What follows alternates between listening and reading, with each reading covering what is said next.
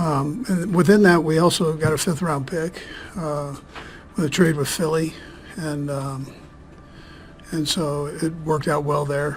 Worked out well for Philly. They got the player they wanted. We got the player we wanted, and we also had a nice pick added to the mix, in which we didn't have a 5th-round pick. So that I thought that was a good pickup by Brett. But I thought Brett and his guys did a great job there of working that. Andy, when do you see him ready to go? I mean, training camp, is that a reasonable? He'll definitely be ready for training camp. Yeah, but he'll be able to do some stuff up until then. Before that. How important was the visit that he had here, as far as both the medical side and also just getting to know the kid and the maturity side? Yeah, Matt, we had a chance to bring him here. We met with him at the combine. So we had that visit with him, and we brought him up here for one of the 30 visits. Had a good visit with him there. Had a Zoom visit with him, a couple different Zoom visits with him. So as late as yesterday. So again, just to make sure we were doing our homework there. But Coach, what did you really felt see? comfortable. We felt comfortable with it. Sorry, didn't mean to interrupt. What did you really see lacking in the lineman area that makes you think Josh Simmons could really close the gap there and be a good fit for the team if he's able to get healthy? Yeah, I think what you heard from the guys announcing this thing was true. I mean, he would have been top 5 or 10 pick, and so it's a position that we can use some good players at. I mean, just an addition of good players. You can't, and in particular at the left tackle spot, if and when he can jump in there and do that. So, and he's flexible where he can play any spot, but we felt like he was a true left tackle there. Do you see him fitting in immediately at left tackle? Yeah, we'll see. We'll just see where it goes. I mean, I tell you that Andy plays those guys all over the place, so we'll just try to find the 5 best and get him in there going. But I feel like he can go in there.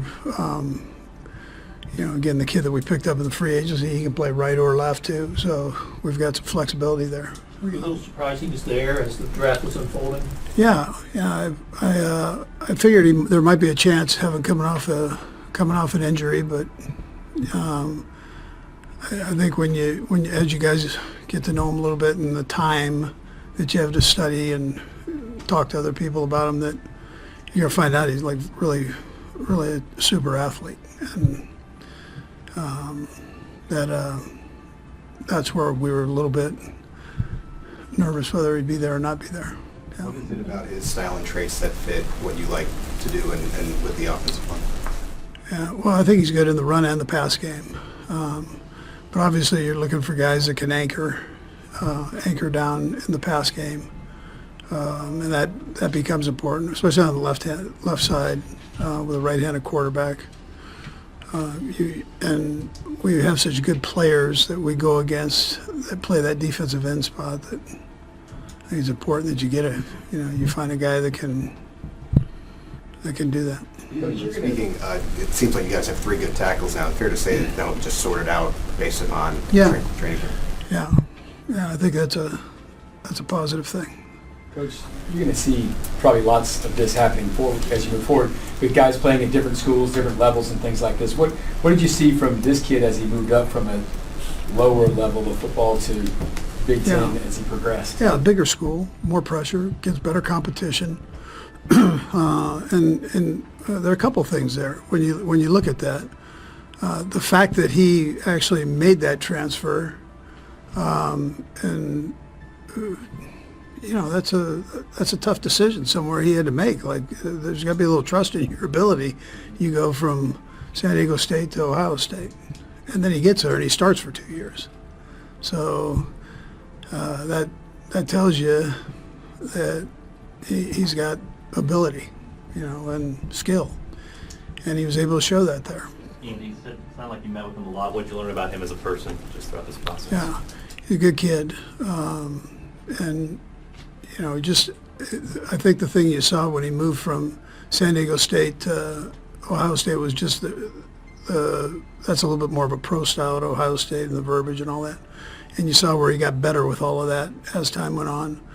And so we were able to get in and kind of introduce him to our offense and see if he could handle that going forward. And it was very similar to some of the things that Ohio State were doing. And so it looked like it would fit pretty good there. But I think that's a big jump, though. I think when you make that move. Just to the extent you're willing to share, I mean, obviously you guys do medical evaluations on all players. What extra work do you have to do for a player? What are you guys able to do with Josh to ensure that he... Yeah, so the league does the rechecks. So, you're getting the check at the combine, then they do a recheck. And then you bring him in here and you can look at him. So, we've got a pretty good idea of where he's at. I mean, does he have to go out and do it? Yeah, he's got to go out and do it, but it's not one of those where you're looking at going, hey, it's a problem. Either a bad surgery or he just hasn't been working it. I mean, all of that's, he's been doing all the above. The doctor did a nice job with it up to this point, so it looks like he's in pretty good shape that way. We'll go across the room to close it out. Go ahead. Me? Yep. Oh, thank you. So, Coach, with that trade, you got a 5th-round pick, if I'm not mistaken. I know it's a couple days away. What are you going to think about, or what's going to go into the process of figuring out what to do to make the best of that extra draft pick you have now? Yeah, we'll try to make it a good one. That's where you go with it. We didn't have a 5th-round pick, so just the fact that you give Brett Veach an extra pick, that can be a positive thing. He normally does very well in those rounds there, those mid rounds, late rounds. He's had a lot of success, so you give him another shot at it, and to bring in a good player. Did he get another golf clap for the trade down? Yeah, that was good. What was that like the last few years, trying to find that solution at left tackle, particularly last year when you had to go through so many guys? What was that like for you? Yeah, it's one that we thought we would spend a 1st-round pick on. And that it would be worth it, and then also look at it in free agency. So we've got a couple answers there where we don't have to take a guard and move them out to that spot, or hopefully, right? Hopefully, keep these guys healthy and rolling and learning. So. Coach, with the patella tendon injuries, it can kind of sometimes go both ways. We've seen players that they're never the same after it. I think Brandon Graham had one with you in Philadelphia, and obviously went on to a great career.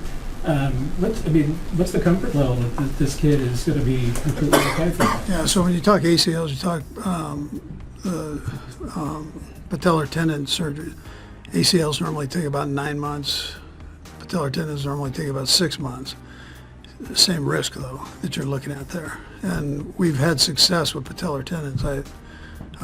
Going back as far as Carell Buckholder and his injury. So I was able to come back and play as a running back. So Rick's got a pretty good feel on that. Our docs have a good feel on it. And, we thought it looked like it was a good surgery. Now, he's got to get out and play football, too. So we'll see from there. I'm not... But where we're sitting, the experts would tell you that it looks good. Last one, Darren. Coach, it seemed like Patrick I guess, via Twitter approved of what was your conversation with him prior to this pick? And do you feel like coming out of the Super Bowl, you've addressed your biggest need coming out of that game? Yeah, so Patrick doesn't miss anything. He loves the draft. He puts his own draft board together, I think, and spends time at it. I mean, he enjoys doing that. So he knew about this kid, and obviously, I mean, it's pretty